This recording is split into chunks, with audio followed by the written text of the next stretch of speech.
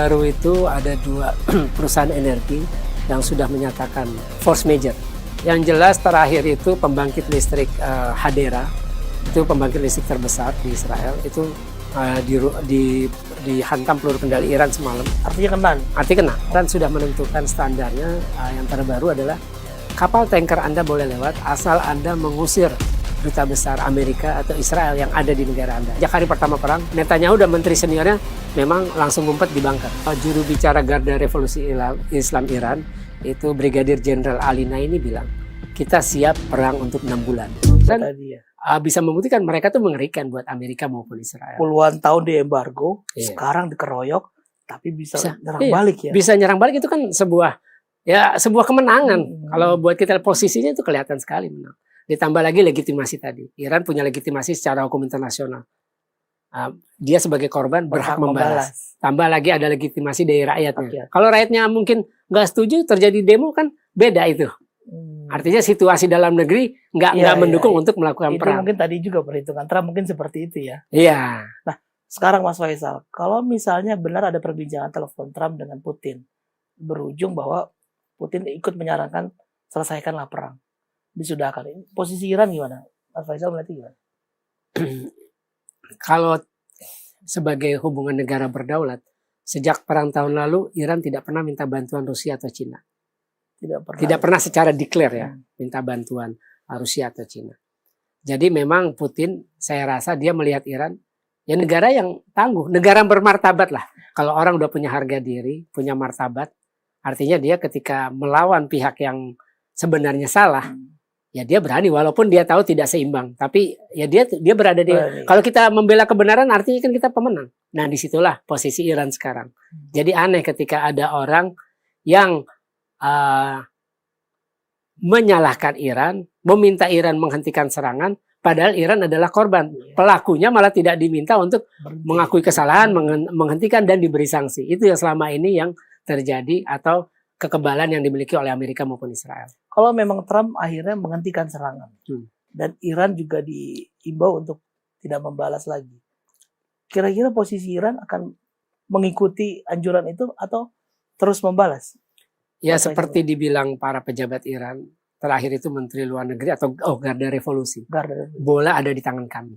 Kamilah yang berhak menentukan kapan perang berakhir. Wah, ngeri nih kalau gitu dia. Artinya walaupun Amerika, Trump dan Netanyahu sepakat menghentikan serangan, kalau Iran merasa elit-elitnya Garda Revolusi, pemimpin tertinggi yang merasa belum cukup, belum setimpal untuk membalas kematian Khamenei, ya artinya Iran akan terus melancarkan serangan. Dan ini ya istilahnya dengan sekarang ini sudah apapun ya. Iya, tanpa melihat. Artinya Amerika dengan Israel ini sebenarnya dalam perang ini sekarang baru belum sampai genap 2 minggu.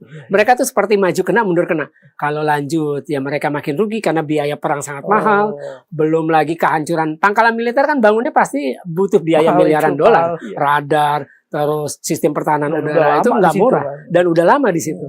Nah, untuk membangun baru lagi kan itu butuh untuk perbaikinya sangat mahal. Itu maju kena, mundur kenanya gimana? Maju kena. Ya mundur kenanya kalau dia berhenti. Pertama artinya Amerika dengan Israel secara simbolik menyatakan menyerah. Karena mereka yang memulai. Mereka bisa dikatakan gitu ya? Bisa dikatakan begitu karena mereka yang memulai. Mereka yang memulai. Apalagi posisi mereka sebagai tadi negara adik kuasa. Amerika negara superpower di dunia, Israel superpower di Timur Tengah. Nah, ya itu tadi. Nah terus juga ya itu tadi artinya Iran ini sebenarnya sekarang ini menjadi perang 2 tahun kemarin terus sekarang ketika terakhir itu kan negara-negara Arab berperang dengan Israel 1973 perang Yom Kippur. Setelah itu tidak ada lagi negara Arab yang berani menyerang Israel ataupun negara Muslim. Jadi jangan kita jangan berkhayal atau mengandai-ngandai Erdogan akan memutuskan menyerang Israel. Karena kenapa? Erdogan di bawah Turki punya hubungan diplomatik dengan Israel. Turki di bawah Erdogan. Turki di bawah Erdogan anggota NATO. Dan Israel adalah aliansi strategis khusus istimewa. Kalau menyerang Israel berarti menyerang Amerika. Jadi jangan berharap Arab Saudi berani menyerang Israel. Karena Arab Saudi mengandalkan sistem pertahanan negaranya selama ini dan juga sistem keberlangsungan rezimnya, keselamatan rezimnya pada Amerika.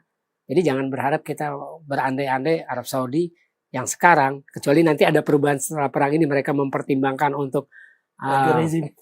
Ya ganti rezim ataupun mengusir Amerika dari negaranya, negara-negara Arab sepakat karena mereka sudah melihat ternyata kalau mereka tuh seolah ditinggal sekarang ini. Amerika seolah membela Israel lah kelihatan sekali. Jadi buat kan selama ini Trump itu kan Trump ini bisa dibilang sebagai presiden Amerika yang paling berjasa kedua untuk Israel setelah Harry Truman. Harry Truman memberikan presiden Amerika pertama yang berjasa karena dia memberikan pengakuan Israel sebagai sebuah negara hanya 11 menit setelah dideklarasikan oleh David Ben-Gurion pada 14 Mei 1948. Negara pertama yang mengakui adalah Amerika Serikat. Ya. Dan negara Muslim pertama yang mengakui punya hubungan diplomatik adalah Turki pada 1950. Nah, 1949. Sementara jasa Trump pada 6 Desember 2017 dia mengakui Yerusalem sebagai baik barat maupun timur sebagai ibu kota Israel. Artinya Trump itu mengukuhkan hukum klaim Israel berdasarkan undang-undang yang namanya Hukum Dasar Yerusalem yang disahkan Parlemen Israel atau Knesset pada 1980.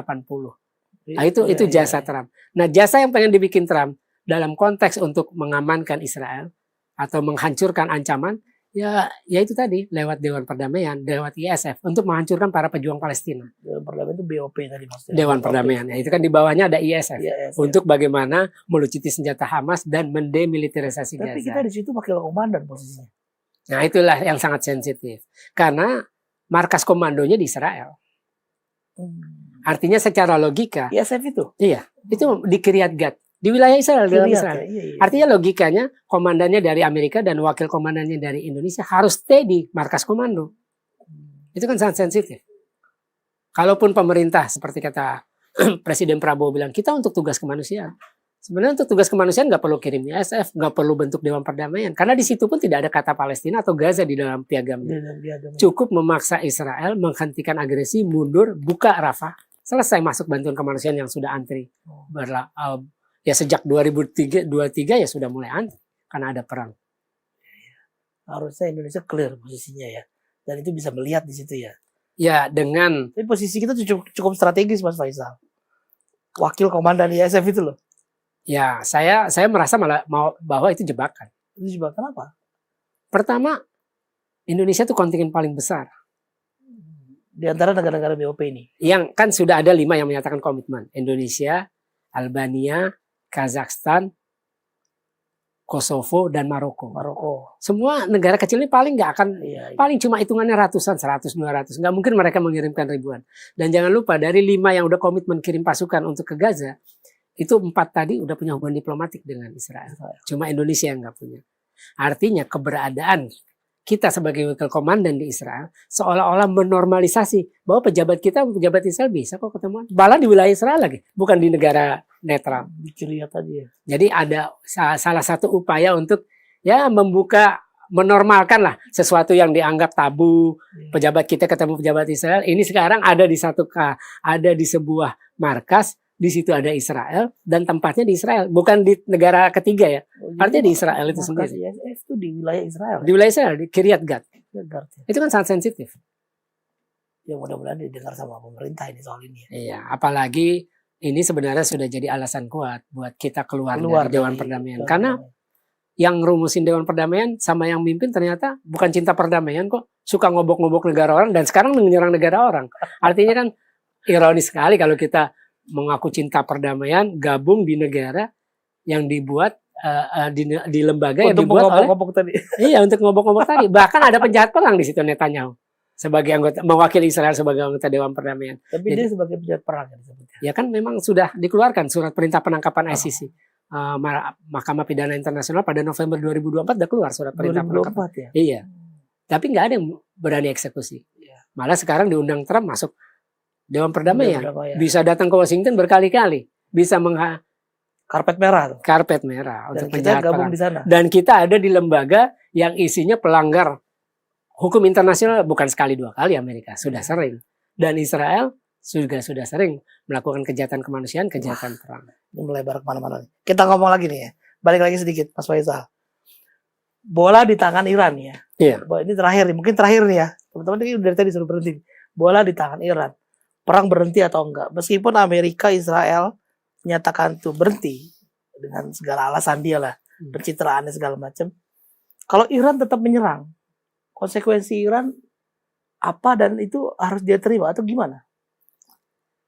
Amerika pasti akan menggunakan segala cara untuk, tapi saya kira akan diveto oleh Rusia. Artinya akan menggunakan Dewan Keamanan PBB ya, bagaimana menerapkan sanksi militer terhadap Iran. Okay.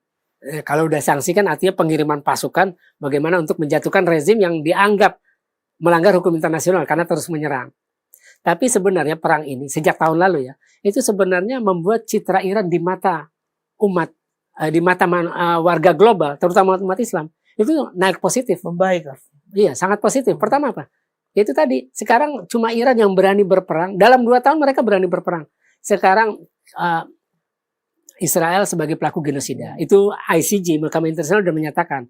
Human Rights Watch, Amnesty International menyatakan agresi militer maupun invasi Israel ke Gaza adalah kejahatan perang. Genosida. Dan cuma Iran yang berani memberikan sedikit banyak serangan Iran ke Israel, ataupun Amerika sebagai pendukung genosida yang dilakukan Israel, maupun pendukung kelanggengan penjajahan Israel terhadap Palestina.